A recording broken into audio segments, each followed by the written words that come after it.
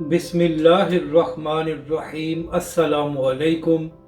हाफिज़ साद हुसैन रिज़वी पाकिस्तान के मकबूल तरीन लीडर, पाकिस्तानी मीडिया पर हलचल मच गई। इस वीडियो में हम इसी के मुतालिक बात करेंगे।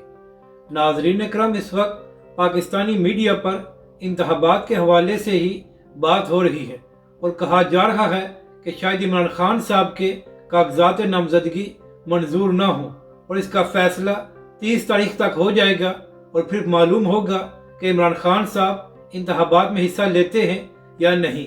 क्योंकि नाज़रीन करम, तोशाखाना केस में इमरान खान साहब नहल हैं और अभी तक उनकी नहली को मुअत्तल नहीं किया गया। तो अब देखना यह है कि 30 तारीख को क्या फैसला सामने आता है और आया इमरान खान साहब के कागजात नामजदगी मंजूर होते हैं या नहीं। अब बात करते हैं तहरीक लब्बैक के सरबराह हाफिज़ साद हुसैन रिज़वी की।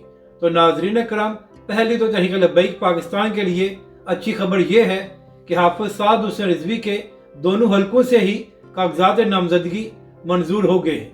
अब बात करते हैं कि तहरीक लब्बैक के सरबराह किस तरह मकबूल तरीन लीडर हैं। तो नाज़रीन करम, जियो न्यूज़ के प्रोग्राम रिपोर्ट कार्ड में इंतखाबात के हवाले से बात हो रही थी। तो वहाँ पर एक तजियाकार ने कहा कि जो हालिया सर्वे हुए हैं उसके मुताबिक इमरान खान साहब के बाद सबसे ज़्यादा मकबूल लीडर हाफिज़ साद हुसैन रिज़वी हैं। यानी कि नाज़रीन कराम, सर्वे बता रहे हैं कि तहरीक लब्बैक के सरबराह हाफिज़ साद हुसैन रिज़वी मरियम नवाज़ और नवाज शरीफ से भी ज़्यादा पाकिस्तानी अवाम में मकबूल हैं। और नाज़रीन कराम, इसका सबूत ये है कि हालिया दिनों में जो तहरीक लब्बैक के सरबराह हाफिज़ साद हुसैन रिज़वी ने जलसे किए हैं तो वहाँ पर अवाम की बड़ी तादाद मौजूद थी। जबकि दूसरी जानब जो मरियम नवाज साहिबा ने गुजरात में जलसा किया था उसकी हालत ये थी कि जब मरियम नवाज साहिबा खिताब कर रही थी तो आधे लोग अपने घरों को वापस चले गए थे।